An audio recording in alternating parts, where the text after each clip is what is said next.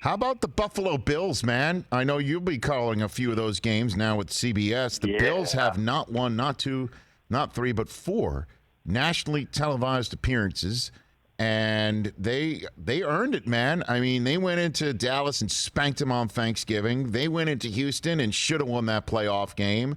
They've got some guys that are going to be winding up on your fantasy team as opposed to previous years. How good do you think the Bills can be, Charles?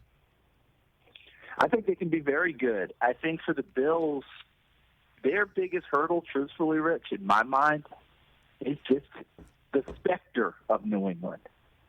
Because they will go into the season as the favorite in the AFC East. And when was the last time we said anyone was the favorite in the AFC East other than New England? Yeah. Like even the years New England didn't win it outright, they tied for it. And remember, we had that crazy, quirky year where they won 11-5 with Matt Castle after TB12 got hurt in Game 1 at Kansas City and didn't make the playoffs. Just one of those weird seasons that something like that would happen at 11-5. So for Buffalo, the good thing they've got going for them is they played New England really tough. I mean, that's not been an easy one.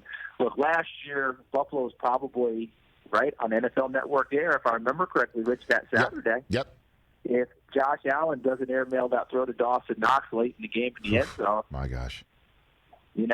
Right there. So to me, it's the specter of New England for Buffalo more than anything else. I think this is a team that's still on the rise. And Josh Allen, I'll guarantee you he's putting the work in the offseason, even though we're all limited because of the pandemic that's out there. Another team, too, that you'll be seeing more often than not that I'm fascinated by is Denver. Nobody's going to, you know what I mean? Like, they're going to be flying under the radar. We're going to be talking about the defending Super Bowl champs. We're going to be talking about is Justin Herbert taking over for the Chargers. We're absolutely going to be talking about the Raiders for good reason. But nobody's going to be talking about the Broncos, whose offense, if Locke can show up in the manner in which he was beginning to show up at the end of last year, they can make some hay with Fangio tightening the bolts on the defense as the HC. Charles, wouldn't you say? And you know where else they got good, Rich? It's easy on offense to say, okay, you've added Melvin Gordon to Phillip Lindsay in the backfield. Check. You've added at the tight end position in the draft. Alberto going in there with Noah Fant.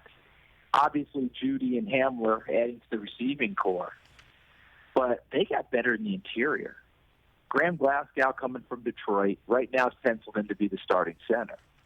But then they drafted Lloyd Cushenberry out of LSU, who I think is a natural starting center, and Glasgow's got great experience playing guard. Either way, I expect both of them to be in the lineup, whichever configuration they want. And now you've gotten better in front of your quarterback. And what drives a quarterback craziest in the NFL? Got pressure. Those two will help tamp that down. So I think they made a lot of good moves in the offseason. Hey, you watched all the way to the end. Thanks for that. Watch more right here.